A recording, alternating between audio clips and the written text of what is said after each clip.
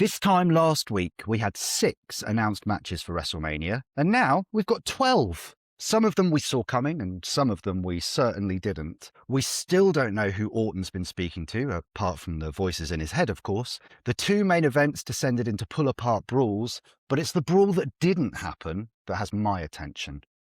But we started last week's show by asking the big question, where is Gunther? Well, the ring general is back. He showed up near the end of Monday Night Raw and he saved Paul Heyman. It was certainly a confusing twist, but boys, our career killer is back. What did you guys make of Gunther's re-emergence? Glad he's back. I'm glad he's on the card for WrestleMania. Be a good match to watch. I really don't.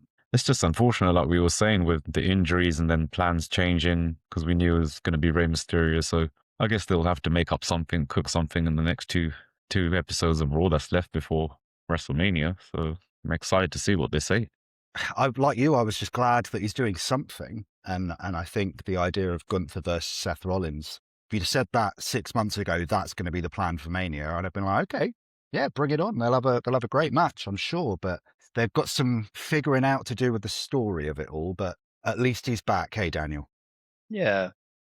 From memory, wasn't it like a big rumor heading into either last year's Mania or the Mania before? I can't remember now. Whichever one, I think Gunther was champion sort of or something.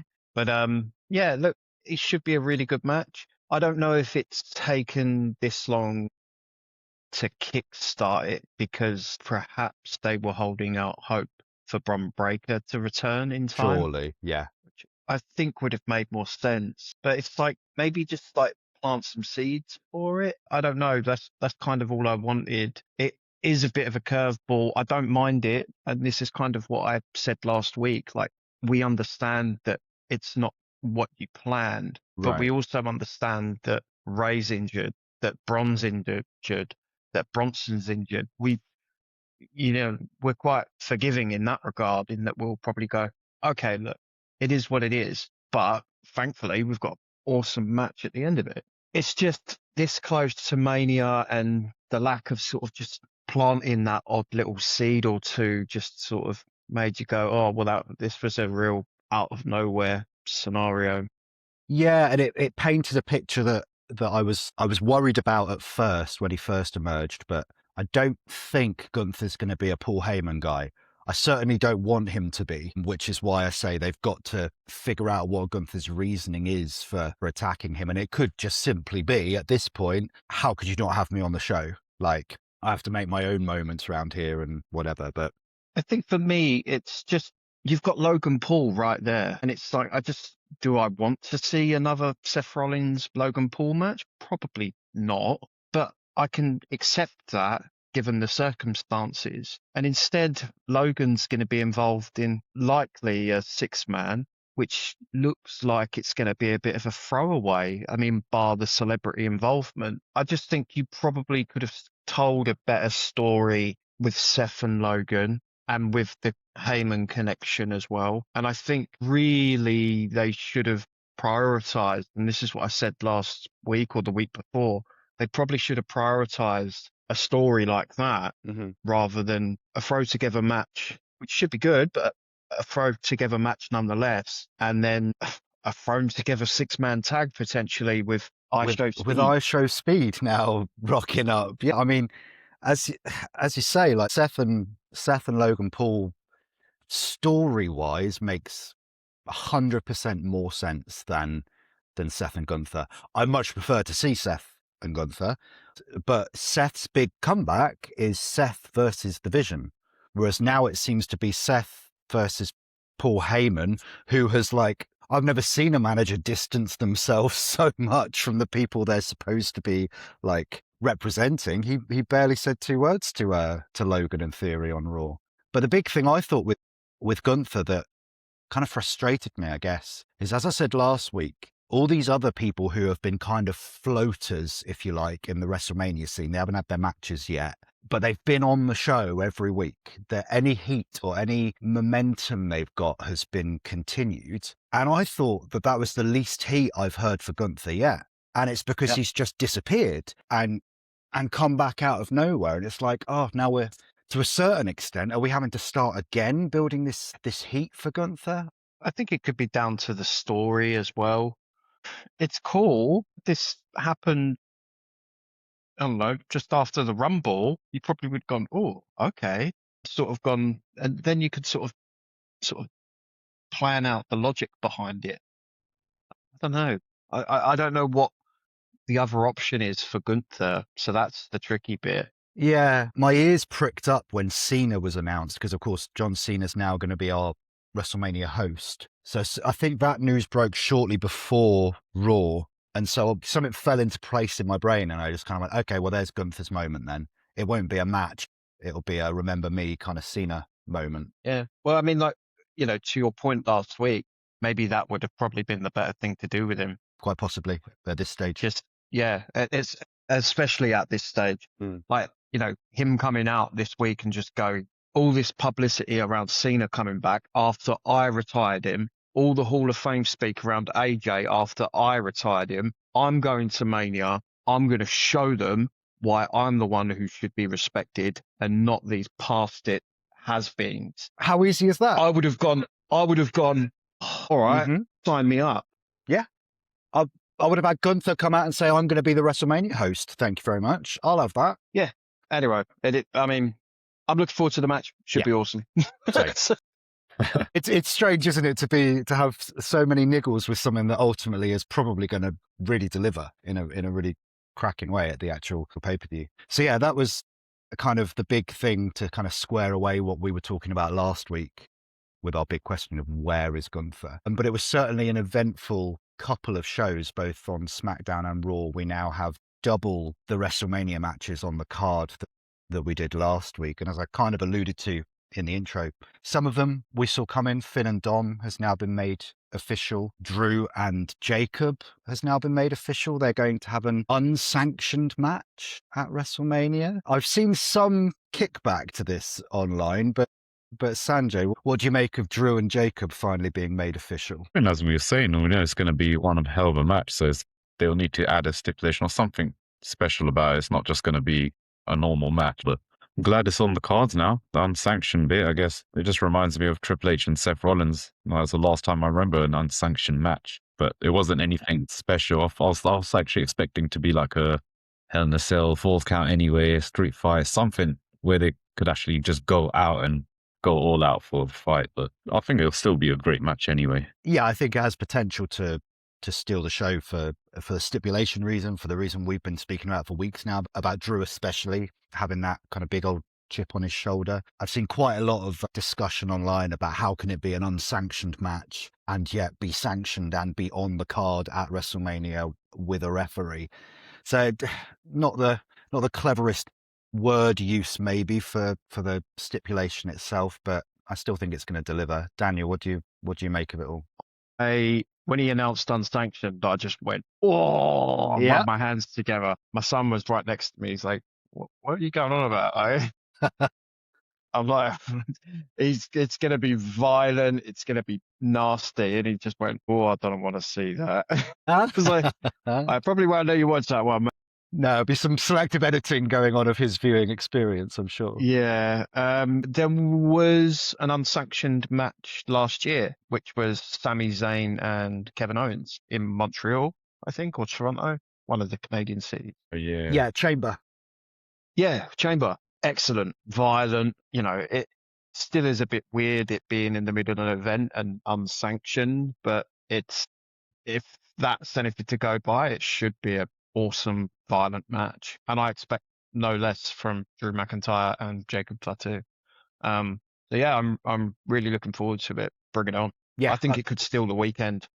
Yeah, same. I was kind of holding out hope for a Hell in a Cell, I have to say, but I'll take this instead, and I don't have a problem with the unsanctioned language being used at all. I kind of compare it to, I know AEW quite a lot will do like a lights out match. And the lights aren't out; they have to light the ring so you can see the thing. But it's just a figure of speech of like this is going to be absolutely violent. And of course they've got a ways to go to match the kind of violence we sometimes see in an AEW ring, which I don't think it will get anywhere near. But I think that's the challenge, and I think that's the challenge that Drew and Jacob are certainly showing that they've got the intensity that they might be able to rise to that bar. So yeah, we had that match get made official. Do you have anything to say on Finn and Dom?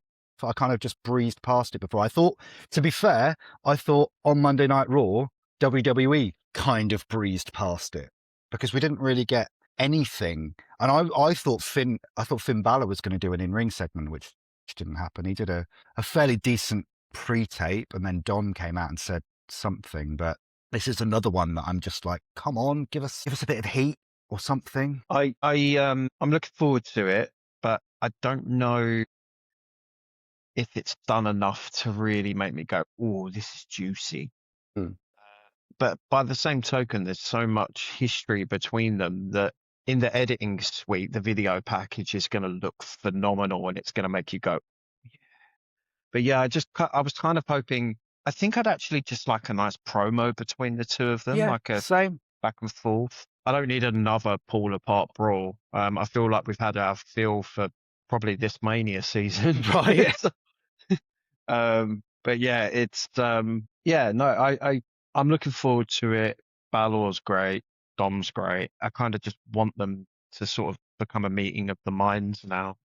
Yeah, because is it 3 weeks now since Dom kicked Finn out of Judgment Day? I think Something like they that. haven't really done much of anything. So yeah, hopefully in the next week or so they'll have an in-ring segment. And yeah, I'm done with pull apart brawls for a while, but I'm sure we'll circle back to that shortly. Sanjay, are you still looking forward to Finn and Dominic, or has that gone off the boil for you as well? No, I'm looking forward to it. It was a match that was happening. We knew it was going to happen quite a while now. We were always talking about it. This is what we want for Finn Balor moving forward. But like you said, I wanted a few more segments where they're both in the ring or even backstage, something. Even Dominic coming out and just saying those 2 lines and going back. I think there was a need of that. But the promo Finn Balor did was actually excellent. I like that promo. It's just showing you a lot of history back, how when Judgment Day started. And he said, you pulled a trick out of my book. So, still you learn something. So it's a pretty good promo you did cut. They've got so much history to mine there as well. And like Daniel was suggesting, like the one thing WWE does, I think, better than anybody is put a video package together when they want to.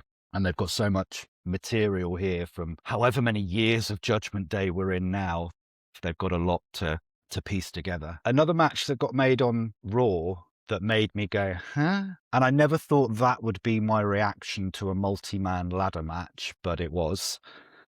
Penta's going to defend his IC title against Dragon Lee, Javon Evans, Rusev, and JD McDonough. And I just sighed because we have got also, I'll say as well, we've got our multi-woman tag team women's tag title match at WrestleMania happening as well. But I really think they've done enough to earn the ladder stipulation. And this IC match has done quite literally nothing.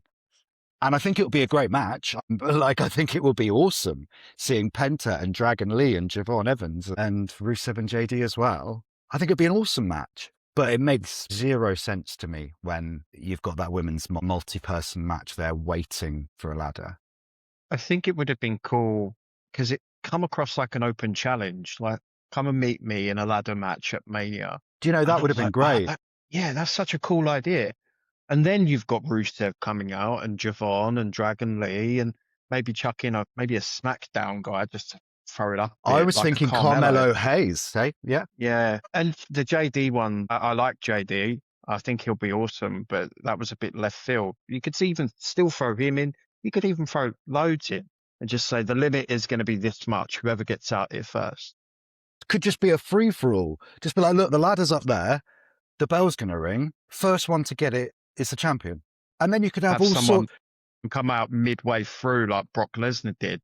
Like, yeah. Just you could have comedy spots come in as well. Just so you could have Danhausen come in, or that would be a real opportunity to get loads of people on the card without going, here's a loads of people on the card match. And I just felt bad for the women. I did, because I thought that's been the division that has had so much put into it over the past however many months. But maybe after a couple of iffy showings, especially on the SmackDown side of things, the women's tag scene, maybe they're thinking, I think you might have mentioned this a couple of weeks ago, Daniel, as well, of like, maybe we don't want to put a ladder in that mix because it'll be a little bit risky. Well, I think I specifically said Lash and Nia.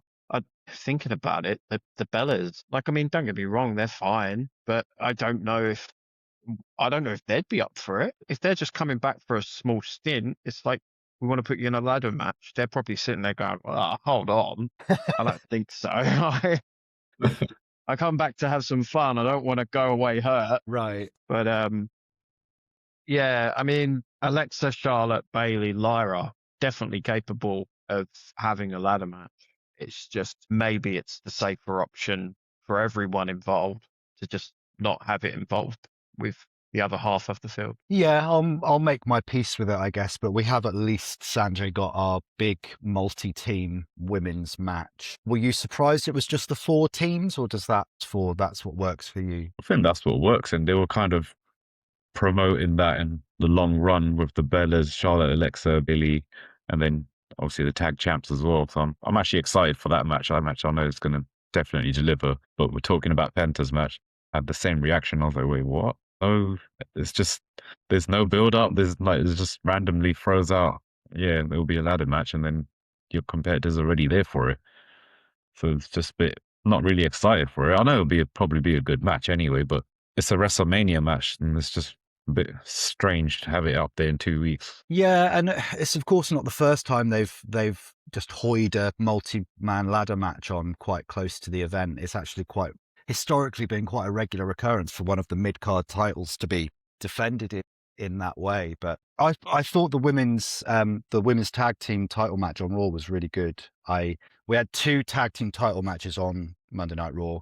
We had the Usos and the Vision, which we'll circle back to, I'm sure, which I didn't like the match, liked the finish. And then with the women's tag team titles, which was Bailey and Lyra versus Nia and Lash, I loved the match and hated the finish. So it was a kind of polar opposite experience for me. But I thought it definitely, if nothing else, showed me that Lyra and Bailey are deserving of being in that tag team title match, because I thought they got the crowd who had kind of died. There was something, can't even think of a big enough word. There was something enormous that happened sort of halfway through this Raw that we are damn sure going to talk about. That I think everything after that suffered because the crowd were just spent from Ober and Brock. And I thought that Lyra and Bailey did really well, and Lash and Nia, of course, to get the crowd reacting in some way again. But then out came the Bellas and out came Charlotte and Alexa, and it got really schmozzy, and the crowd weren't happy, and neither was I. I don't mind that they keep sort of throwing it out and having brawls between them. I do kind of want to just see a clean finish in one of these matches now. Well, this because it feeds into the story, as you're saying, like for the chaotic division. But yeah, at Mania, surely they have to have a clean result there. I just want to do a quick shout out though. I really liked the matching outfits of Lash and Nia. Yes. And it's not the first time I thought that. They had something, I think they've had it a couple of weeks now, but I think it was the championship defense against Charlotte and Alexa where they matched. But this one in particular just stood out. Mm. And I really like that they're making the effort. Like, I haven't seen enough people do that for a while. I know Jade and Bianca did, and I always liked when they did it. So yeah, no, just really small little detail, but it's just something that I really appreciate. I couldn't agree more. And I think that when we're in this modern day landscape where tag team wrestling is so often kind of shoved to one side, that if you start showing that you're in this together and you're going to make that literal investment, like it costs, God knows, hundreds of dollars to get a wrestling outfit made, I'm sure. And I know, of course, these are rich people we're talking about, but that is a literal investment in this unit going forward. And yeah, I think bring it on. There's a great interview. I think it was an interview with Chelsea Green, and she sort of said that she tries to differentiate her ring gear all the time. Every time. Every time. But I feel she said that the only time that she might go back on that was if she had a tag partner who wasn't that way inclined. Right. And then I believe she actually shouted out Ethan Page, who was happy to change his gear a lot. Yes. Yeah. It's probably easier when you've just got trunks. Yeah, I'm sure. But yeah, tag team gear is an underrated part of the storytelling, I think, because like when you're a kid, like you're talking about your son earlier, he's what, 5, is he, Daniel? Like that visual cue to him is going to be really important if he ever starts watching wrestling as we did when we were younger. I mean, again, like some of my earliest memories of tag teams, the Nasty Boys and the Bushwhackers, and they were always matching, and the Rockers as well. It's just there was just something colourful and vibrant about them, and when they were together, it just looked really good. And that's kind of the impression I got from Lash and Nia. Actually, I was like, yeah, cool. They're in this for the long run, and yeah, I'm here for it for sure. Let's see what else we've got. Do you want to talk about the new United States champion? Oh, he's not going to be for long, is he? I don't get that impression.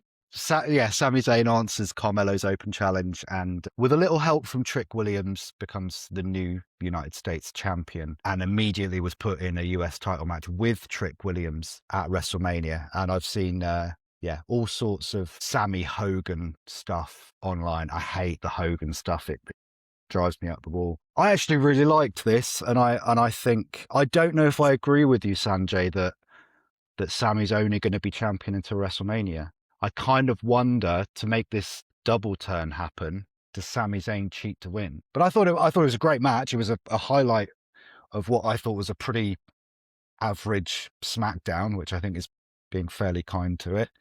I thought Sami and Carmelo were great. Feel a bit bad for Carmelo Hayes that he doesn't now have a WrestleMania title match, which, Daniel, you and I have both just thrown his name out there in terms of the Intercontinental ladder match. I certainly wouldn't hate seeing that happen. But I think this is what I said about the tag titles going on to Truth and Priest. It felt like they put the titles on them, so it kind of forces them to give them a spot at Mania. Like, we have to have Priest on the show because he's our champion. This felt like we have to give the title to Sami to justify having this match on Mania in a way. And it just felt, I don't want to say disrespectful, but in a way, a touch disrespectful to everything that Carmelo has been doing. Carmelo has quite a deep history, and with the US title, with Sami and Trick. So why not just make it a freeway? Everything's very singular this Mania season. it really is, Considering we had so many triple threats just recently that they become a bit tiresome. And now it's just like someone like Carmelo being on the show with Sami and Trick, I think would have done really well. But then do you want to waste that on the main roster this close and not enough build, and knowing that Trick and Carmelo at least is going to be something that you can build upon in years to come. And that's always going to be there, isn't it? That history with those. Yeah. So I don't know. It's disappointing that Carmelo doesn't seem to have a place on the card. Yeah, but it is what it is. I don't know if you heard the breaking news today that Hogan, as you've mentioned him, is going into the Hall of Fame this year. Huh? As part of so they are inducting the Andre the Giant and Hogan match from WrestleMania 3 into the Hall of Fame. Yeah. I think that makes sense if you're going to start inducting matches, which I think was last year the first one was last year, wasn't it, with Brett and Austin? That was the first. Yeah, I think that makes sense as well.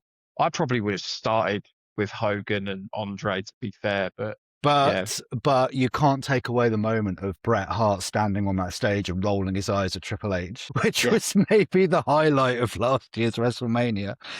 Oh dear. But yeah, Hogan Andre. They announced it today, which again, probably arguably the single most important match in WWE or wrestling history. I'd certainly say in maybe in WrestleMania history for sure. Like, it's definitely WrestleMania history. Yeah. I would probably put it up there, right? And I can't think of many bigger. And a stroke of genius in terms of the marketing of that and how they presented it, because it wasn't the first time Hogan had ever slammed Andre. It wasn't the first time that others had slammed Andre, but they made it such a momentous thing. And aside from that, if I remember rightly, I wasn't a watching fan back then, but I've since gone back and found it some years ago.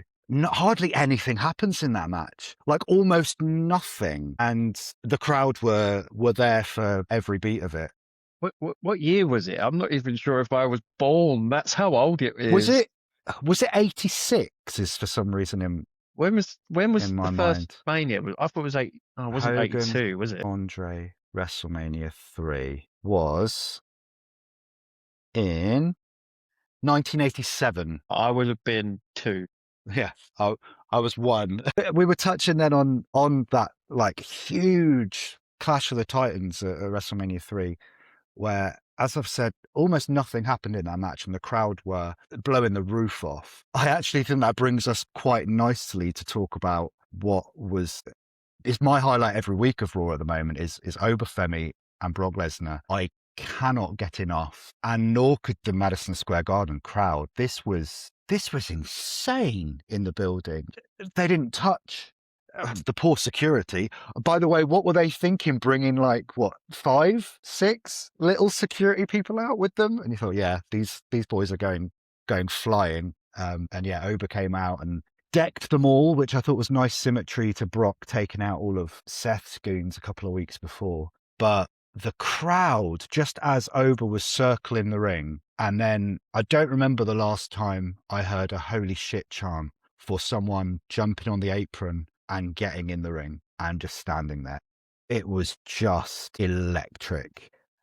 And yeah, sorry, Daniel, go ahead. Otherwise, I'm just going to keep waxing lyrical I about think it. the only time I remember, the one vividly that I remember, is the Wyatts jumping up to face off with the Shield.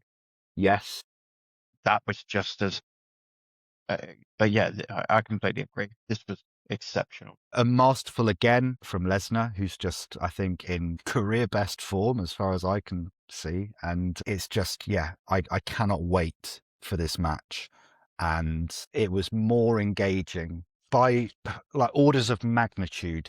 This was more engaging than anything I've seen from Orton or Cody. And to be honest, from my point of view, from anything that we've seen from Roman or Punk. I know this sounds crazy and it's not going to happen. In my mind, this is one of the main events of WrestleMania. More so than Cody and Orton, for sure. I actually listened to a little bit of the Wrestling Observer earlier today. Brian Alvarez was actually saying, I think this should headline one of the nights. If not night 2, get it to headline night 1.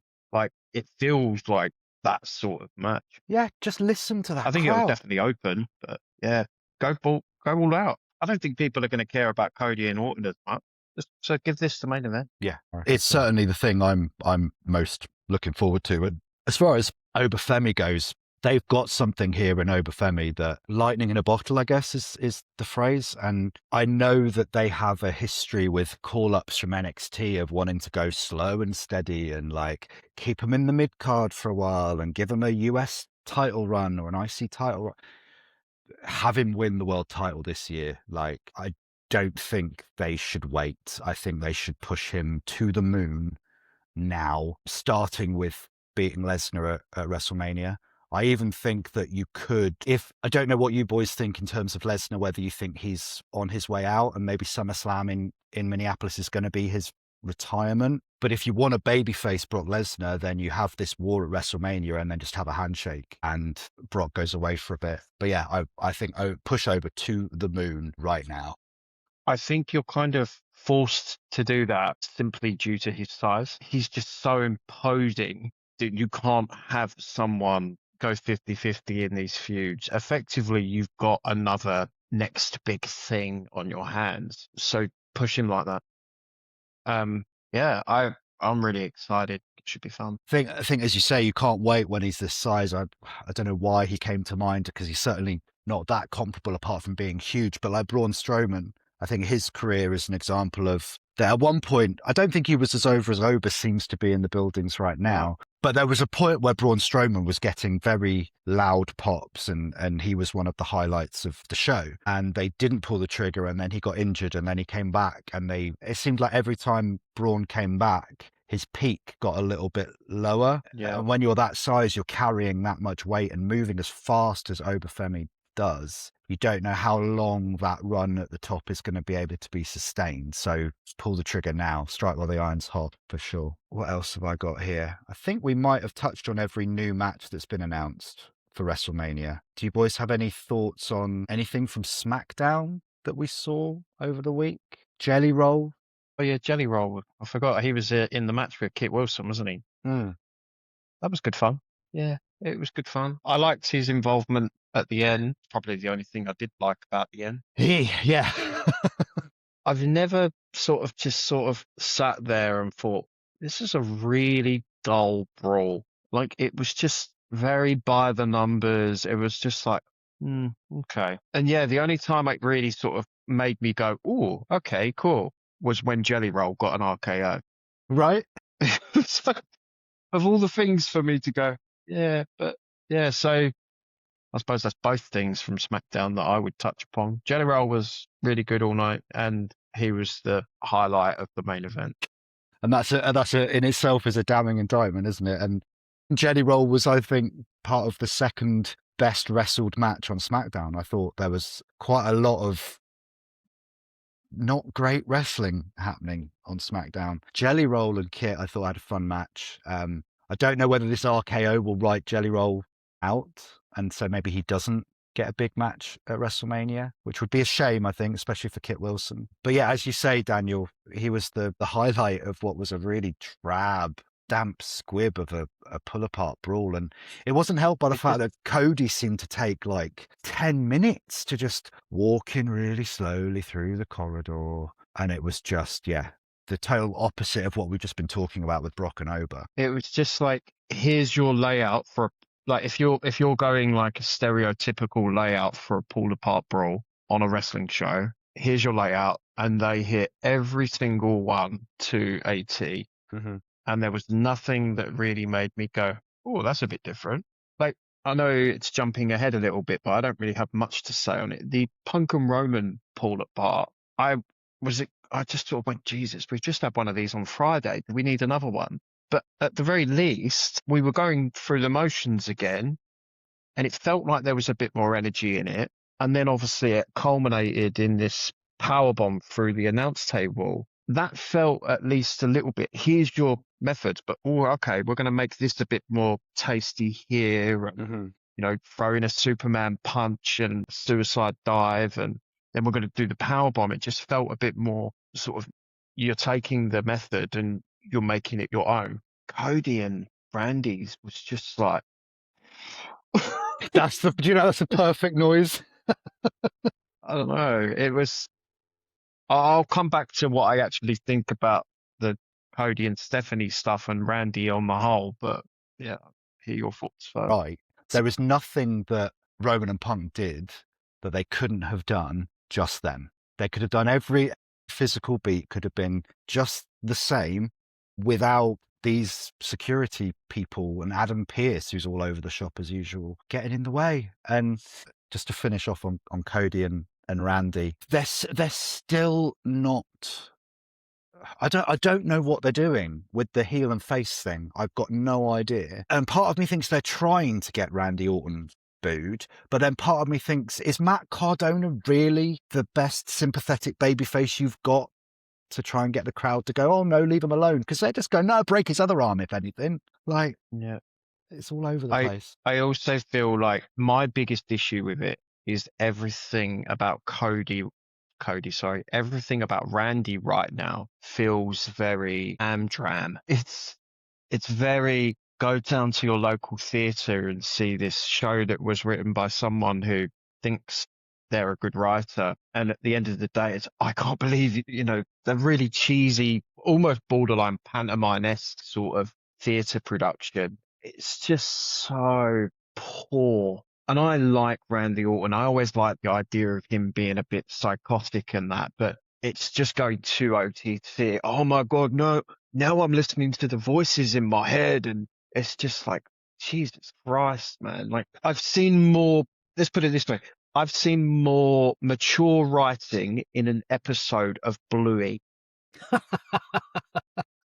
Multiple episodes of Bluey's incredible, by the way. But yeah, like, this is just, it just feels so overdone. And then Stephanie adding on to that, going, oh, but it's a different Randy. He's listening to these voices in his head. And it's He just beckoned them on, I think she said. Yeah.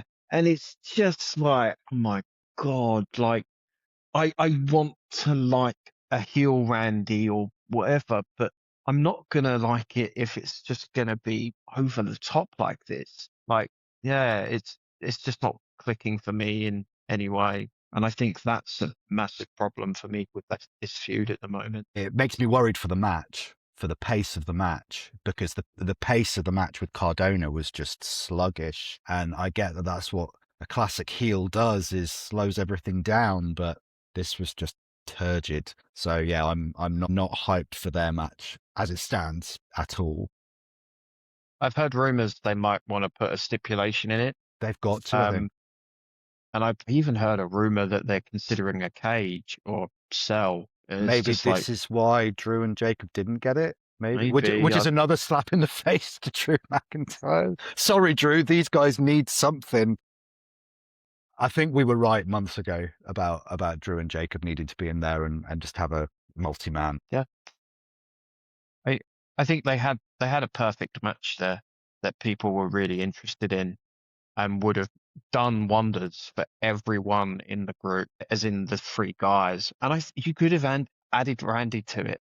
You've had all this time, and you could have just kept Randy as he was, added Randy to the match, and I don't think many people would have batted an eyelid. Drew and Randy were already interacting really nicely. It wouldn't have taken much for Jacob and Randy to interact. And then you've got these three guys and four guys potentially all going at it, with the exception of Randy and Cody potentially going, oh, but you're my mentor. And it's like that would have created a really nice dynamic as well. Yeah, I think it's a real missed opportunity. Yeah. And Cody and Jacob was so hot when they had that brawl at SNME, and I still think they've left plenty in the tank with Cody and Jacob.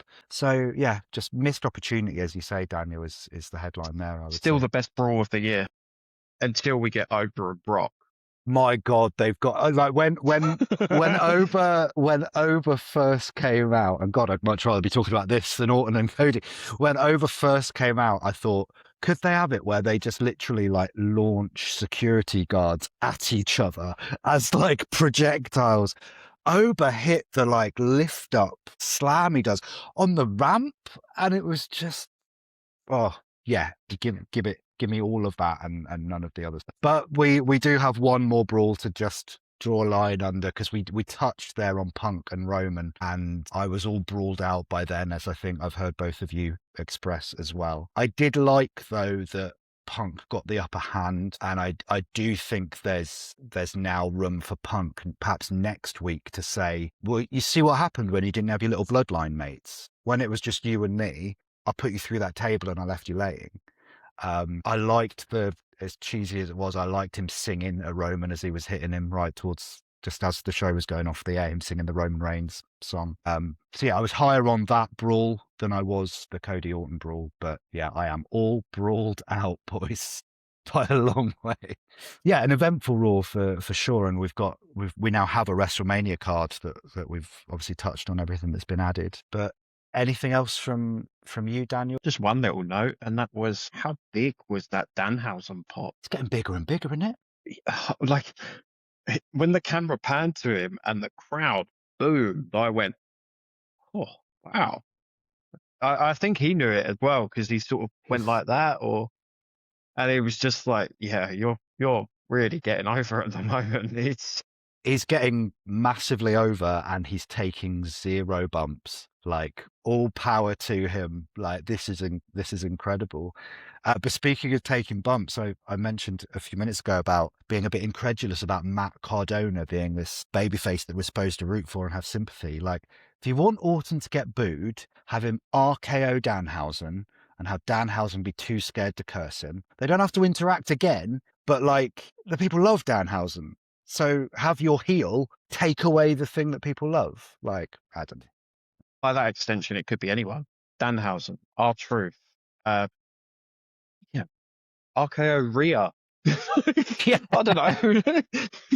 I don't know if he want to go down that route, though. Rhea'd kick his ass. No.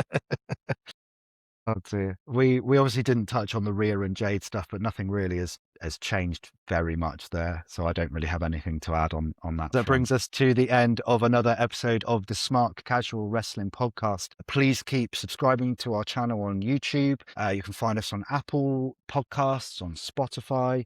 We're all over TikTok as well. And yeah, just keep on listening, keep on watching. Stay tuned as well, because by the time this episode airs, there will be a bonus episode released where we talk about our favorite WrestleMania matches of all time.